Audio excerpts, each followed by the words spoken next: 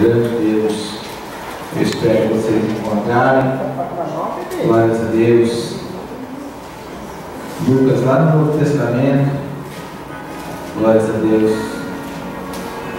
Mateus, Lucas, capítulo 2, versículo 39.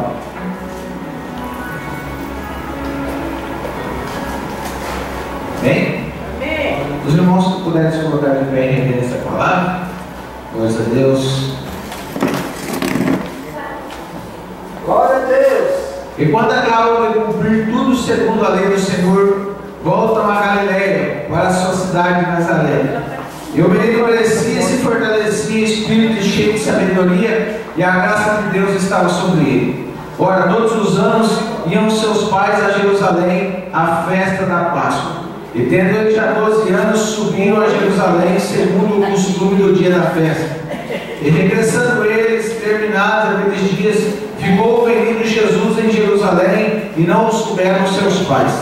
Pensando, porém, eles que viriam de companhia pelo caminho, andaram no caminho de um dia e procuravam entre os parentes e os conhecidos. E como não encontrasse, voltaram a Jerusalém em busca dele.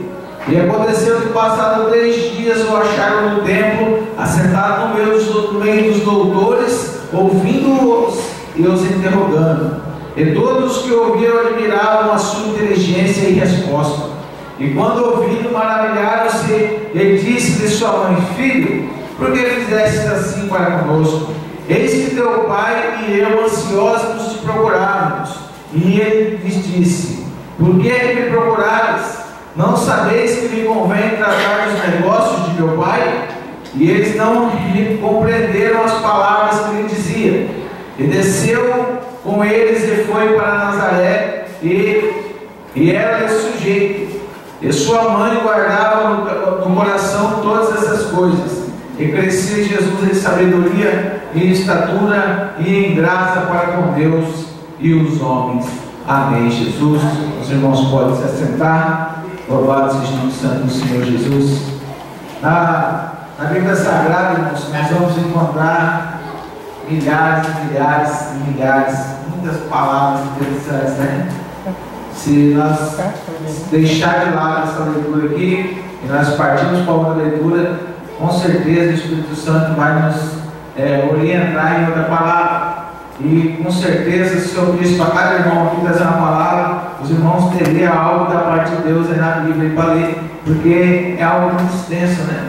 Uma vez um pastor testemunhou que ele já tinha 30 e poucos anos de palavra, pregando a palavra do Senhor, e ele disse assim: irmãos, eu já preguei tudo que tinha para pregar nessa Bíblia aí. Ele falou que ele ficou 6 meses sem conseguir fazer um sermão, até Deus clarear a mente dele, revelar para ele que precisava pedir perdão pelo que ele havia falado, e ele pediu perdão a Deus, e aí ele voltou a conseguir fazer sermões, né? Porque ele era um pastor que estava pregando o tempo todo. A palavra do Senhor, ela se renova a cada dia, né? Nós temos aqui muitos versículos, muitas promessas, e ele vai se renovar a cada dia. Quantas vezes nós damos a palavra do Senhor assim, e você lê sempre aquela passagem, porque a gente gosta muito, aí chega um dia que nós entendemos aquele versículo, porque louvado seja Deus, ela é uma palavra, aleluia, para o nosso tempo. Ela é uma palavra que foi para o tempo dos nossos antepassados e será para os tempos futuros, louvado seja Deus. Então é uma palavra para o seu dia a dia. Interessante nessa leitura que nós fizemos aqui, é que ela se encaixa no nosso dia a dia também. Essa passagem fala que eles cumpriam a lei. Eles cumpriam a lei dos judeus, do povo judeu. A lei, aleluia, do povo hebreu, que era o quê? Todas as vezes, por ano, eles iam até Jerusalém. Jerusalém era um centro político, mas, político não, perdão, era um centro religioso. Então, todas as vezes que se falava em religião, falava em Jerusalém, falava em Jesus, falava em Jeová, falava em Jerusalém, falava em povo hebreu, eles iam para Jerusalém. Eles não iam para Samaria, eles não iam para a Judéia, eles iam para Jerusalém.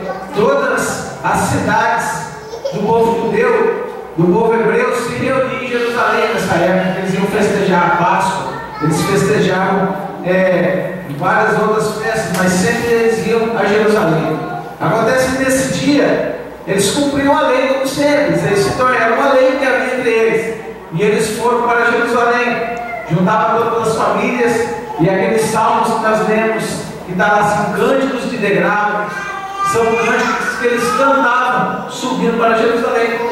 Aquele quando você lê o salmo lá em cima da escrita assim, ó, cânticos de degraus, são cânticos que eles cantavam peregrinando para aqueles caminhos, cantando, mais ou menos assim, eles iam subindo para Jerusalém, vinha aquela subida bem alta. Aí eles falavam assim, leva meus olhos para o monte, de onde me virá o socorro, né? Isso aí era um cântico de degrau, louvado seja Deus, e vários outros.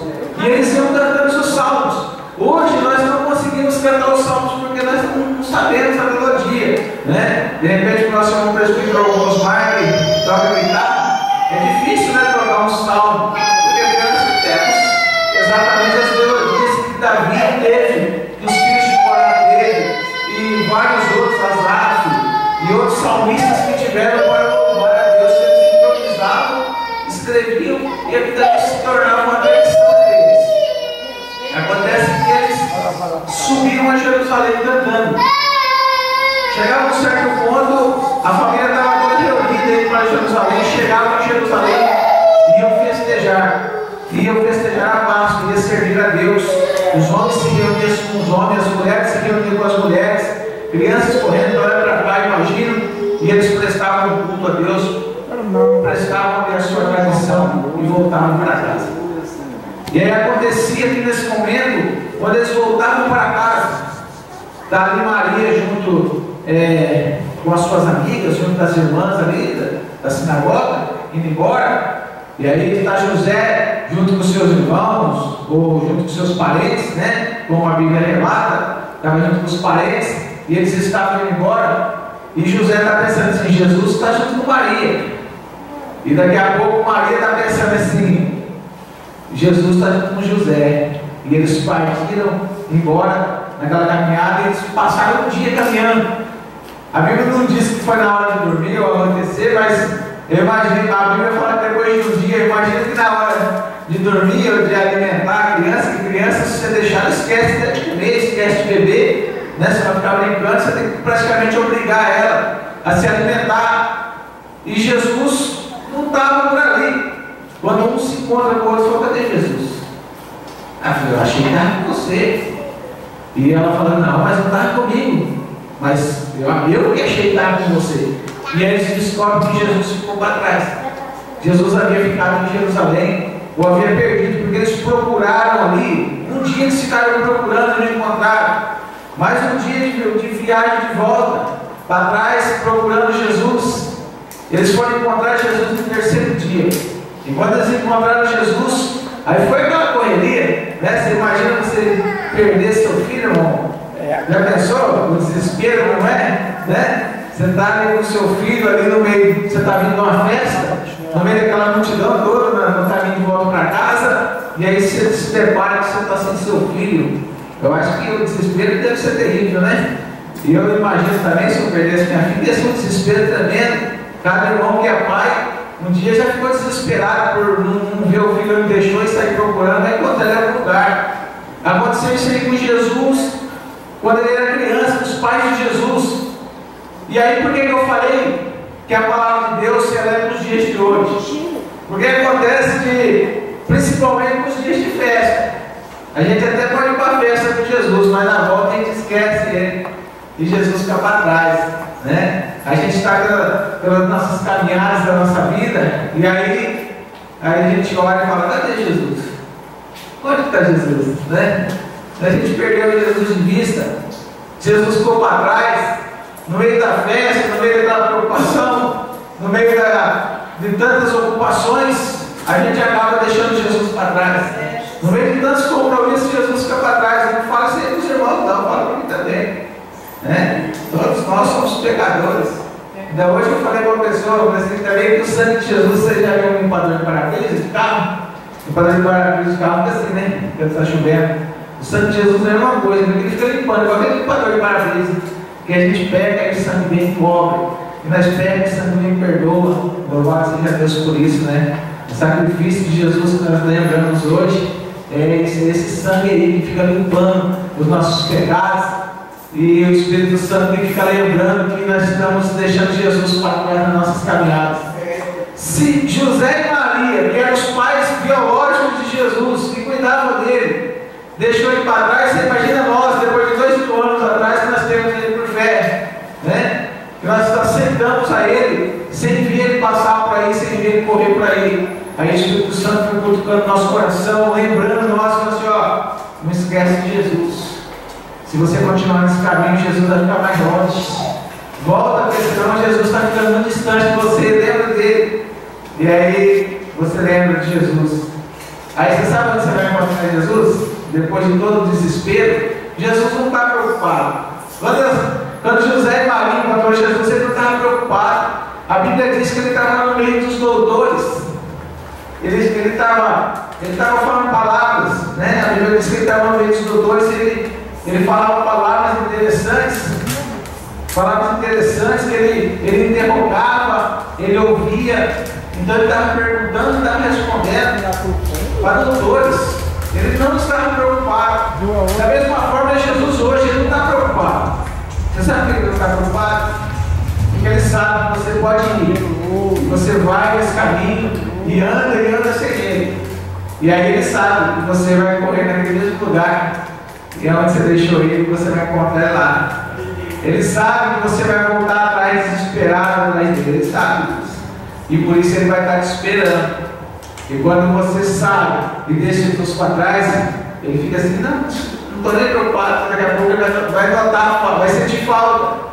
Vai notar que eu não estou junto, vai voltar desesperado.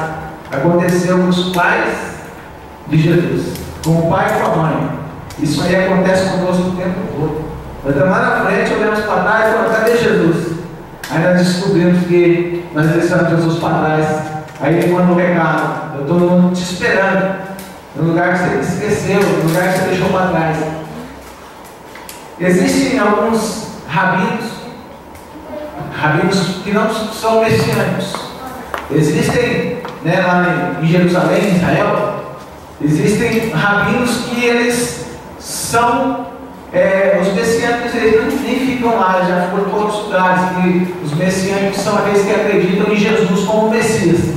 A maioria, o povo judeu, eles não acredita que Jesus é o Messias.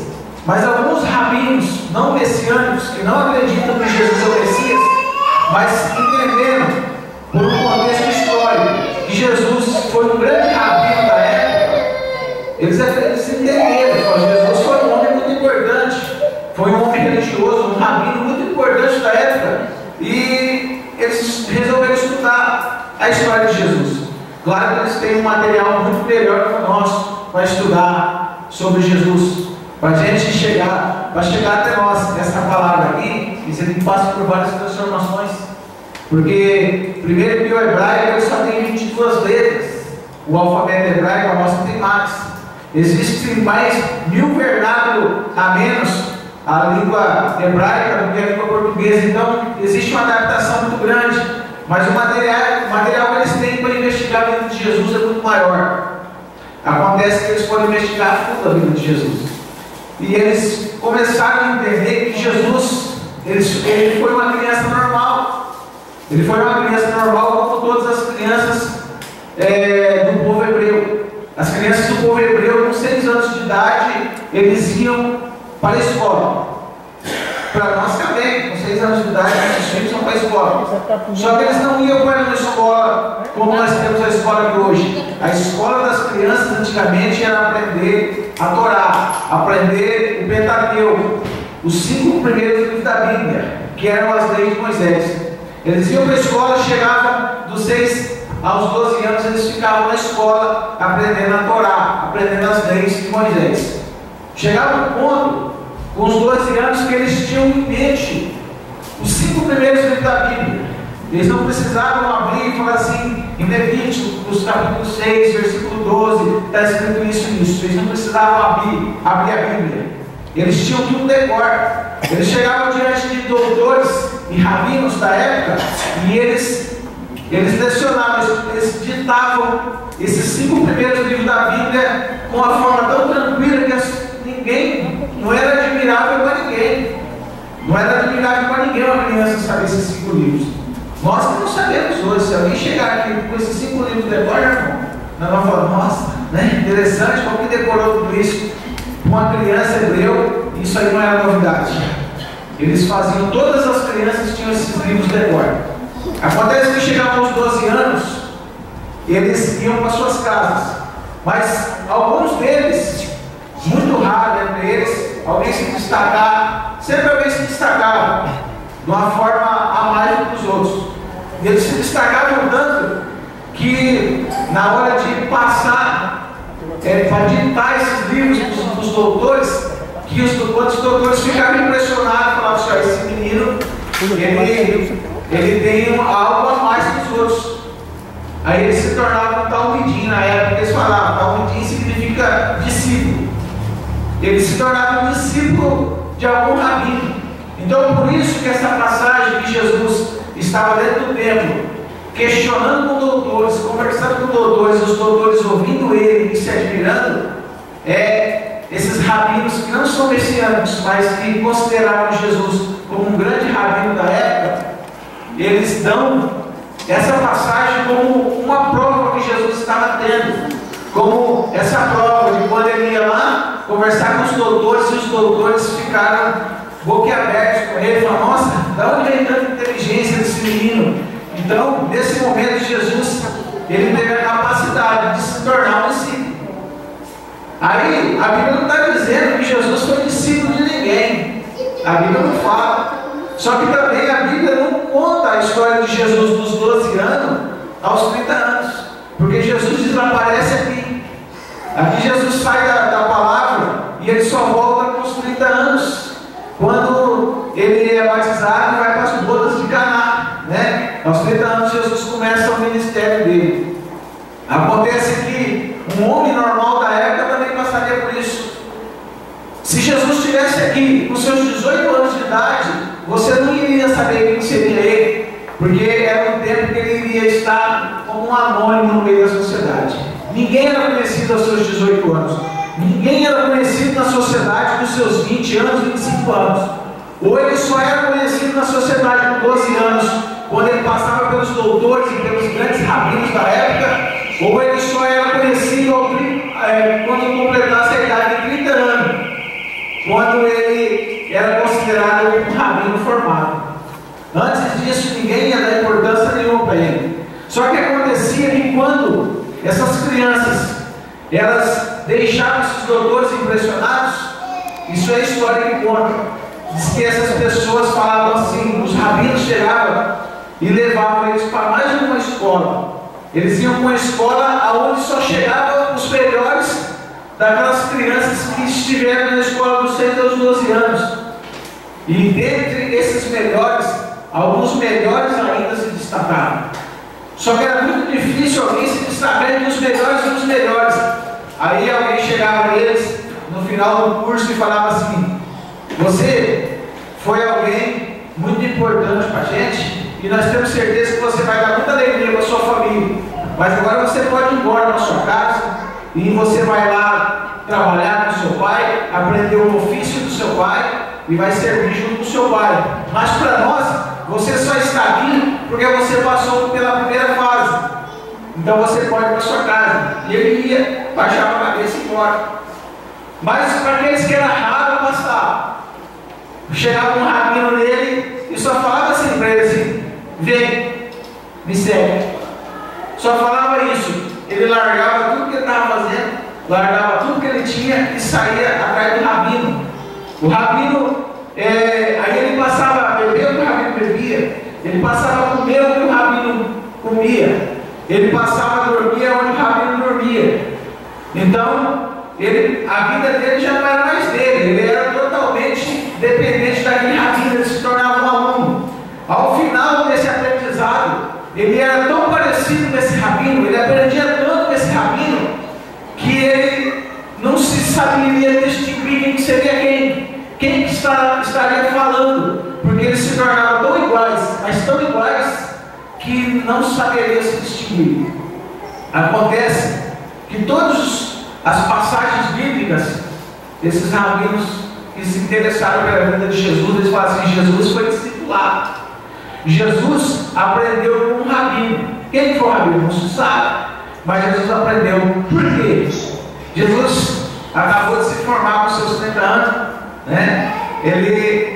Agora ele se formou um rabino, e todo rabino ele saía fazendo os discípulos, como as crianças eram discípulos.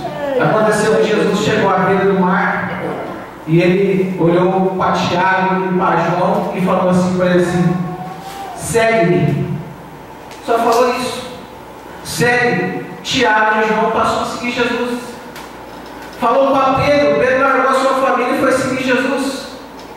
Agora, por que Jesus chegou em Tiago, chegou em João e falou isso aí? Agora, você acha que Tiago e João passou para essa escola? Todas as crianças passavam. Só que ele foi aqueles um que ouviu assim, falar assim: você foi muito bem, você vai dar muita alegria na sua família, só que agora você tem que ir embora, porque você não pode continuar. O seu QI, a sua inteligência não pode fazer você passar daqui. Então ele foi para a casa dele, foi aprender o ofício dos pais, foi aprender a profissão dos pais. E aí você vê Tiago e João dentro do rio, trabalhando no barco do seu pai Zebedeu. Aí Jesus chega e falou assim para eles assim: vem e segue-me.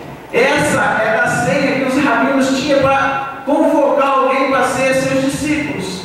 E aí Jesus chega em 2 homens que um dia foi reprovado, agora aprenderam a profissão do pai e virou pescador. E eles já sabiam que nunca mais um rabino chegaria neles e chamaria eles de novo para aprender, porque isso aí acontecia quando eles eram crianças. E aí Jesus chega nesses homens, alguém que já não tinha mais esperança nunca mais de ser um rabino. E aí Jesus chega neles e fala assim: vem e segue. E aí eles largam tudo, abandonam tudo, largou o barco do pai deles lá. A mãe deles, com o tempo, chamando eles assim: Jesus, meus 2 filhos são seus discípulos. Quando o Senhor for para o céu, põe uma à sua direita e outra à sua esquerda. Né? Por quê? Porque ela achou poucas mães. Tinha 2 filhos como discípulos dos ensinadores ou dos rabinos da época. Então ela se achou uma mulher especial, os filhos especiais. Então Jesus, quando o Senhor está no céu, põe uma à sua direita e outra à sua esquerda. Jesus passou a dar a chance para homens que um dia levou não, porque se eles não tivessem levado não, eles seriam rabinos. Mas Jesus nunca chamou um rabino para ser convocado, para ser seus discípulos, não. Jesus foi atrás daqueles que rejeitaram eles para ser rabinos. Na época não havia pastores, não havia diáconos, né? Haviam rabinos e discípulos. Jesus saiu convocando seus discípulos. Homens que, se a psicologia for estudar, são homens totalmente fora do comum. São homens que todos eles foram desprezados lá atrás. E aí Jesus vem na contramão de todo costume, né? Jesus sempre andou na contramão. Jesus pregava no sábado, ninguém pregava. Jesus convocava para ser discípulos daqueles que havia ouvido não. Nunca mais eles ouviriam sim. Jesus foi de encontro com essas pessoas. Agora você não acha estranho Jesus chegar e falar assim: vem, segue, para largar tudo e junto com ele? É estranho, é bem falta de educação, né? Mas por que eles seguiam? Porque Jesus era a senha que os rabinos usavam na época e era muito comum entre eles. Alguém chegava, o jovem chegava no outro: e aí, você ouviu? Vem, segue-me. Ele não ouviu. Aí o jovem saiu, então foi desprezado, não passou para a próxima fase. Jesus chega na coleteria e está lá Levi. Levi é Mateus. Mateus estava trabalhando no meio do seu trabalho, coletando impostos. Jesus chega e fala assim: vem e segue. Ele largou tudo. Ele poderia ser considerado um traidor, porque ele trabalhava no império. E ele não poderia abandonar um serviço do nada. Mas ele estava tendo a maior chance da vida dele de se tornar um rabino, porque todo judeu, todo povo hebreu tinha um sonho de se tornar um rabino. Todo pai queria ver um filho ser um rabino. Paulo passou por essa fase, porque ele estudou aos pés dos maiores rabinos da época, que a Bíblia fala, Gamaliel. Então, toda a história contada de que Jesus era esse tal rabino muito importante da época. Isso aí é um contexto histórico. Acontece que Jesus levou os seus discípulos, todos os rabinos iriam para Jerusalém. Todos os rabinos iriam sempre contra Jerusalém. E Jesus pegou seus discípulos e saiu para fora de Jerusalém. E aí os discípulos ficavam impressionados, falaram assim: meu Deus, como que nós vamos seguir um rabino? Eu acho que nós entramos na furada, porque nós seguimos um rabino que veio para Jerusalém e está voltando para trás. Aí Jesus saía curando endemoniado, né? Ia lá em Gadara. Que rabino você encontra em Gadara? Nenhum. E aí, quando alguém viu Jesus, né? Mas é o Galileu, porque pode ser um rabino, pode vir alguma coisa boa lá da Galileia, né? De forma alguma. E aí, mas Jesus era um dos melhores da época, ou o melhor, eu falo que é o melhor, que era Jesus Cristo. Acontece que Jesus chegou um dia, num certo lugar, que eles chamavam de a porta do inferno. Esse lugar era dedicado ao Deus Pan. Quando era dedicado ao Deus Pan, que era metade cabrito e metade homem. Então eles jogavam o sacrifício numa fonte, e aí lá na frente era um rio. E aí eles jogavam o sacrifício para o Deus Pan. Se saísse sangue lá na frente, é porque o Deus Pan não havia aceitado o sacrifício. E aí eles pegaram e jogaram o sacrifício. Se não saísse sangue, é porque o Deus Pan tinha aceitado. Aquele lugar se chamava Porta do Inferno. E quando Jesus disse para os seus discípulos assim: as portas do inferno não prevalecerão contra a minha igreja, ele não estava dizendo literalmente da porta do inferno que se diz, nós conhecemos como abismo, e é onde os diabos estão. Não, ele estava dizendo que esse local existe até hoje. E aí ele estava dizendo assim: esses lugares de sacrifício, esses lugares que prestam cultos a demônios, esses lugares que prestam cultos a Deus pagão, não prevalecerá contra a minha igreja. Quando se diz prevalecerá, ele diz assim: o inferno vai atacar a igreja, e a igreja ele não vai conseguir derrotar a igreja de forma alguma. Ele estava dizendo assim: a igreja vai atacar, e a igreja vai atacar de novo, e as portas do inferno jamais vão prevalecer, porque é a igreja quem entra em ataque, e a porta do inferno não prevalece. Acontece que toda essa passagem que eu li aqui nos levou a esse lugar. Mas aonde o discípulo está, onde o rabino está, o discípulo estava também. Então, isso aí explica muitas coisas, né? Explica muitas coisas. Quando um jovem rico chega até Jesus e fala assim: como que eu faço para herdar a vida eterna? Ele fala: respeite seus pais, sua mãe. Aí ele fala assim: mas isso aí eu faço. Então eu já faço. Então Jesus falou assim: então larga tudo e me segue. Era a senha. Era a senha para ele se tornar um discípulo. Larga tudo e vem. Aí ele olhou para as riquezas dele. Ele olhou para aquela riqueza que ele tinha, e ele falou assim: eu vou ter que comer a base de doações, né? Que Jesus, as mulheres vendiam fazendas e depositavam os pés de Jesus. Jesus chegava nas casas e aí ele encontrava bolos, comida, e aí ele falou: rapaz, eu vou ter que viver igual esse homem, mais ou menos viver pela fé. E ele tinha riqueza, só que ele não poderia levar a riqueza dele, porque a riqueza, Jesus, os seus discípulos não compravam bens para eles se alimentarem. Muito poucas vezes isso aconteceu. Geralmente eles eram alimentados. E aí aquele jovem rico falou assim: eu vou ter que largar toda a minha riqueza, porque para mim ficar com esse rabino aí, eu vou ter que comer o que ele come, beber o que ele bebe, e aí eu vou ter que largar tudo de mão, minha riqueza para mim não serve. E aí eu não fui com Jesus. Mas Pedro entendeu que aonde o rabino estava, o discípulo estava também. Eles estavam dentro do barco, porque eles seguiam a ordem do rabino.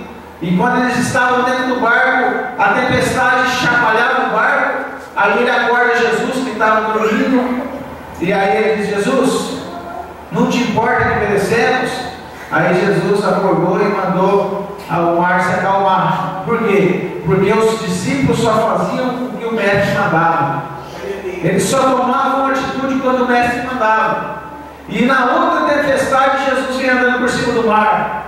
E aí alguém falou assim: é um fantasma. Outro falou assim: não. E Jesus falou assim: não sou eu. Aí Pedro reconheceu, falou assim: se o meu rabino está lá dentro da água, e eu sou discípulo, e eu tenho que estar onde ele está, então manda eu ele.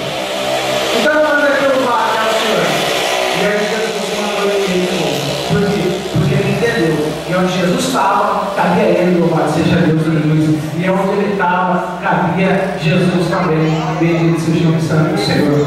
Irmãos, eu não vou dar continuidade nessa palavra, vocês terem mais uma meia hora, 40 minutos. Mas pode ser que eu fale mais no próximo culto sobre isso. Acontece que Jesus ele cresceu e ele impressionava doutores. Jesus foi alguém que aceitou ser discipulado. Aceitou ser discipulado.